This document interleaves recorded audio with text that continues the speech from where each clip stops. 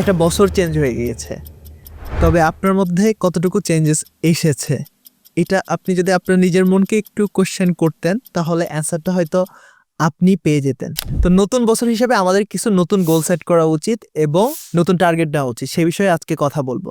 আমাদেরকে নতুন বছরে কিছু নতুন অভ্যাস গড়ে তুলতে হবে। যেমন আমি গত বছর সকালে উঠে ফজরের নামাজ পড়ে কোরআন শরীফ পড়তাম না, আমাকে এই বছরে আমি এই একটা অভ্যাস গড়ে তুলতে পারি।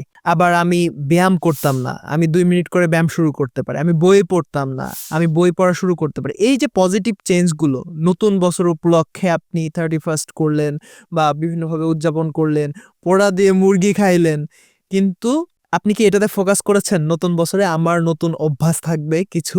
নতুন একটা অভ্যাস গড়ে তুলতে মানুষের সর্বনিম্ন 21 দিন থেকে শুরু করে 66 দিন পর্যন্ত সময় লেগে থাকে।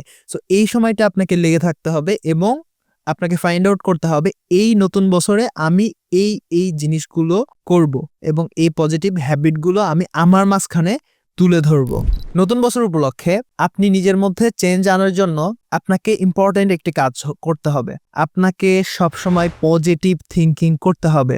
আপনার লাইফে নানান সমস্যা, এইটা হয়েছে ওইটা হয়েছে, আমি টিকতে পারতেছি না, থাকতে পারতেছি না, সব জায়গা থেকে আপনার একটা পজিটিভ আউটকাম বের করে নিয়ে আসতে হবে। সো পজিটিভ আউটকাম কিভাবে বের করে নিয়ে আসতে পারেন? আপনার সাথে একটা সমস্যা হয়েছে বা আপনার সাথে নেগেটিভ কোনো কিছু হয়েছে, আপনি এইভাবে মনকে বুঝলেন যে আল্লাহ যেটা চেয়েছেন ওইটাই হয়েছে, আসলেই তো ওইটাই হয়েছে এবং আল্লাহ কখনোই আমার খারাপ চায় না, আমার নেগেটিভ কোনো কিছু আল্লাহ চায় না এবং আল্লাহ যেটা আমার কাছ থেকে নিয়ে গেছেন তার থেকে 10 গুণ তিনি দেওয়ার ক্ষমতা রাখেন আমাকে। যিনি কেড়ে নিতে পারেন তিনি দিতেও পারেন।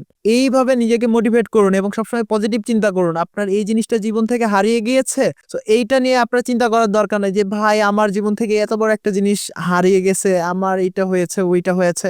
এইগুলো নিয়ে আপনি নেগেটিভ কেন চিন্তা ভাবনা করবেন? আপনি চিন্তা করবেন পজিটিভ, যে আল্লাহ এই জিনিসটা আমার কাছ থেকে নিয়ে গেছে, অবশ্যই এই জায়গাটাতে আমার জন্য কিছু কল্যাণ নিহিত আছে।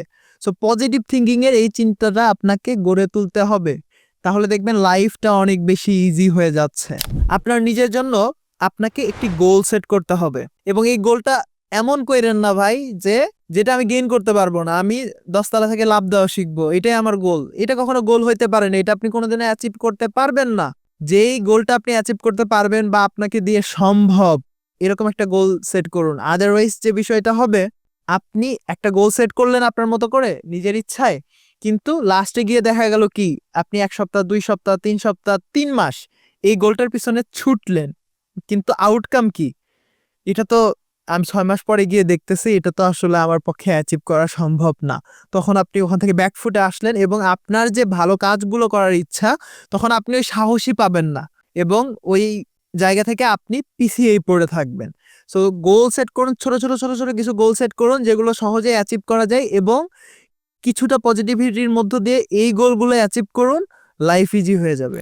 নতুন বছরে আপনাকে টাইম ম্যানেজমেন্ট নিয়ে অনেক বেশি সচেতন হইতে হবে। আপনি কোথায় কত মিনিট সময় দিচ্ছেন, অবসর সময়ে আপনি কি করছেন, ফোনের পিছনে ইনভেস্ট করছেন কিনা, সো টাইমটা আপনি কিভাবে ম্যানেজ করছেন এটা নিয়ে আপনার একটা রুটিন তৈরি করতে হবে।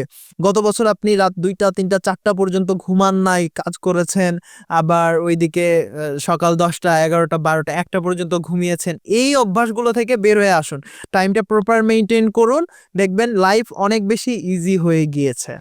আপনাকে আপনার সাফল্য সেলিব্রেট করতে হবে। এই যে আপনার যে কয় বছরের লাইফ হোক, ধরলাম আপনার 16 বছরের লাইফ বা 70 বছরের লাইফ, এই লাইফের মধ্যেই আপনার অনেক বেশি অ্যাচিভমেন্ট আছে। আপনি এসএসসিতে জিপিএ 5 পেয়েছেন, এইচএসসিতে জিপিএ 5 পেয়েছেন, আপনার মধ্যে ট্যালেন্ট আছে, আপনি বিভিন্ন জায়গায় পুরস্কার পেয়েছেন, আপনি পরীক্ষায় একবার 100 পেয়েছেন, আপনি একবার দৌড় প্রতিযোগিতার প্রথম হয়েছেন, আপনি এটা করেছেন ওইটা করেছেন। এই জিনিসগুলো একটু চিন্তা করুন এবং ওই সাফল্যগুলো সেলিব্রেট করুন, তাহলে আপনার মনের মধ্যে একটা পজিটিভ থিঙ্কিং আসবে যে আমাকে দিয়ে আসলেই পসিবল বা আমি অনেক কিছু চাইলেই করতে পারি। এই থিঙ্কিংটা যখন আপনি আপনার মধ্যে নিয়ে আসবেন, 25 সালটা আপনার জন্য অনেক বেশি ইজি হয়ে যাবে। লাস্ট একটা কথা বলবো, আপনি প্রিয়জনদের সাথে খুব বেশি সময় কাটান। যতটুকু সময় অবসর পাচ্ছেন, সেটা বাবা মা ভাই বোন হইতে পারে বা আপনার প্রিয় মানুষ, আপনার ওয়াইফ হইতে পারে, আপনার বাচ্চা হইতে পারে, তো তাদের সাথে সেই সময়টি কাটান। কারণ এই সময়গুলো আপনি কখনোই ফিরে পাবেন না। আপনার হাতে স্মার্টফোন আছে, আপনি সেটাতে সময় দিচ্ছেন, বাসায় এসে বা কাজের পরে এসে যতটুকু সময় পাচ্ছেন স্মার্টফোনের মধ্যে আপনার সময়টা চলে যাচ্ছে। কিন্তু এই সময়গুলো আপনি আর ফিরে পাবেন না, বা ওই মানুষগুলোকেও আজকে যে মেমোরিজটা তার সাথে আপনি ক্রিয়েট করতে পারবেন, 10 বছর পরে সেই মেমোরিজটা আপনি তার সাথে ক্রিয়েট করতে পারবেন না। এবং আপনার মোবাইল ফোনে আপনি কি রিলস আজকে দেখেছেন এটা আপনার সাথে থাকবে না। আপনি ডিসেম্বর এত তারিখে আপনার প্রিয়জনের সাথে আপনার এরকম একটা মেমোরিজ আছে, আমরা আজকের দিনে এই কাজটা করেছিলাম, এই মেমোরিজটা আপনি যত দিন বাঁচবেন আপনার মধ্যে থাকবে। Thank you so much. আসসালামু আলাইকুম।